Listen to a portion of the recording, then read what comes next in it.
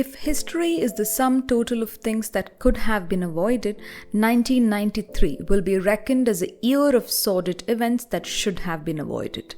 It was in this year that corruption got institutionalized in India.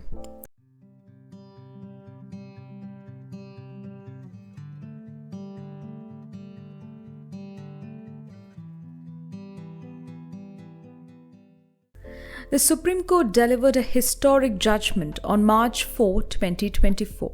This judgment overruled a 1998 Supreme Court ruling that granted immunity to members of parliament from being prosecuted for accepting bribes in order to vote or speak in favor of bribe givers in the House of Parliament. Shocking, isn't it? Well, let's take a look at the events that led to this 1998 ruling. The results of 10th Lok Sabha elections introduced P.V. Narasimha Rao as the Prime Minister to the Indian public in 1991. Undoubtedly, Rao never foresaw this development as he had planned to retire from politics in that year. But the gruesome assassination of Rajiv Gandhi created a void in the Indian political arena. Although there were multiple people in the succession race, Pranab Mukherjee proposed Rao's name to chair the Congress meeting. In no time, Rao was not only a Congress president but also the prime ministerial candidate of the party. Rao became a first person from southern part of India to become a prime minister. Rao was widely applauded for introducing strategic economic policies aiming at transforming the Indian fiscal structure. However, an alleged case of bribery on Rao's government was going to become a major incident in the judicial history of India. In July 1993, a no-confidence motion was moved by CPIM member Ajay Mukhopadhyay against the Rao government in the backdrop of corruption allegations and indifference to growing polarization between Hindus and Muslims. At that time, the effective strength of the House was 5-8 and Congress had 251 members, meaning it was short of 14 members for a simple majority. This no-confidence motion was defeated with 265 voting against it. With this, the Rao government stayed in power with a very thin majority. February 1996, Ravindra Kumar of Rashtriya Mukti Morcha filed a complaint with the Central Bureau of Investigation alleging that in July 1993, a criminal conspiracy was hatched by Rao, MPs from Jharkhand Mukti Morcha and others owing allegiance to Janata Dal of the Ajit Singh group to prove a majority government in the parliamentary floor by bribing to an amount of rupees 3 crores. The CBI filed a criminal case under relevant sections of Prevention of Corruption Act and that of Indian Penal Code. The case filed by CBI was expected to lock the government in an unrecoverable position. The Supreme Court bench of 5 judges began listening to this case in 1997. The case was ultimately decided in 1998 with a 3-2 majority. The fundamental question before the court was, does the Constitution grant immunity on a member of parliament from being criminally prosecuted involved in offering or acceptance of a bribe? In simple words, does the Constitution say no case can be filed against a parliament member if they give or take bribe? Shocking enough, the answer of the court was yes. Now let's take a look at the reasoning employed by the court to arrive at this answer. Article 105 of the Indian Constitution was widely applied in this case. Article 105 falls under the category of powers and privileges of Parliament. In this article, Clause 2 was the point of interest. Clause 2 reads as, no member of Parliament shall be liable to any proceedings in any court with respect to anything said or any vote given in the Parliament or any committee, and no person shall be liable with respect to a publication. A very simple meaning of this clause is, against a Parliament member, no case can be filed in any court regarding what they have said or voted in the Parliament. The real purpose of this article is for the members of parliament to exercise their freedom of speech and expression without a fear of being prosecuted.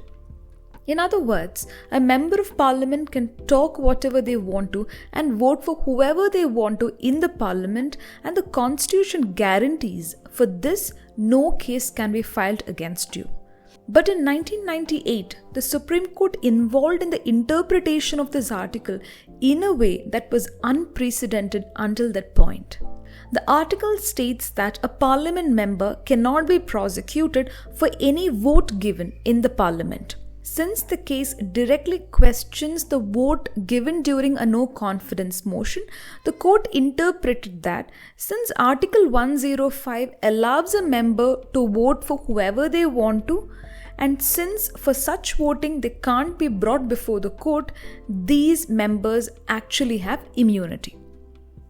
The article has the terms in respect of anything before speech and vote. The court interpreted the meaning of this as events leading to a speech and vote. The court clarified that a member may have their own reasons to speak or vote in the House of Parliament, and it is immaterial to inquire what is the reason behind this. So, what circumstances led to that voting is not important, even if that circumstance was a bribery. The act of giving and taking bribery is wrong. But since the acceptance of the bribe happened within the parliamentary complex, it will come under the protection of 105. Because within the parliamentary complex, these individuals are members of parliament, and for members of parliament there is a protection given under 105 of the constitution. However, if the individuals involved in the same activity outside the parliamentary building, it would have been an offence, because in those settings these individuals are in their personal capacity and not as a member of parliament. Article 105 extends immunity only to the words which are spoken and the votes which are given. So the court interpreted that a parliamentary member who accepts a bribe and does not speak or vote, for those individuals immunity cannot be provided. The Supreme Court further clarified that the constitutional provision only protects the acceptors of the bribe and not the givers of bribe. This judgment sent shockwaves across the legal community, questioning the very independence of judiciary. Utterly shocked, several media outlets reported how could a court of law allow an illegal act of bribery in a democratically elected body. The two judges who dissented from the majority opinion stated that a member of parliament who has exchanged his independence for an illegal gratification is involving in a corrupt conduct. Cut to 2012, the Indian judiciary was hearing a similar problem. In the current case, Sita Soren, an MLA of Jharkhand Mukti Morcha, had allegedly taken bribe to vote in favor of a candidate during the 2012 Rajya Sabha elections at Jharkhand, and a case was filed against her for bribery. She sought the dismissal of her case under Article 194 of the Indian Constitution. Article 194 and 105 have a close nexus with each other. Both the articles deal with the same subject matter. While Article 105 relates to Parliament, Article 194 relates to the state legislature. This case was heard for the first time in 2019 by a 3-judge bench, who referred it to a 5-judge bench, and from there it went to a 7-judge bench. The reasoning behind sending the case to a larger bench was because the case involved a very important constitutional matter, and the judges were very well aware of the 1998 judgment. Ultimately, it is the larger bench of 7 judges who delivered this historic verdict. The court held that the members of parliament do not enjoy immunity from criminal prosecution for bribery charges in connection with their speech and vote made in parliament and legislative assembly. In simple words, the court said, if a member of parliament has taken bribe to talk or to vote in the parliament or in a state legislative assembly, a criminal case can be filed against them for bribery. The Supreme Court also came up with a twofold test to determine whether an action of a parliamentary member can be given immunity or not. The first test was to see whether the action relates to the collective functioning of the House, and the second test is whether that action is necessary and has a relationship with the duties of a parliamentary member.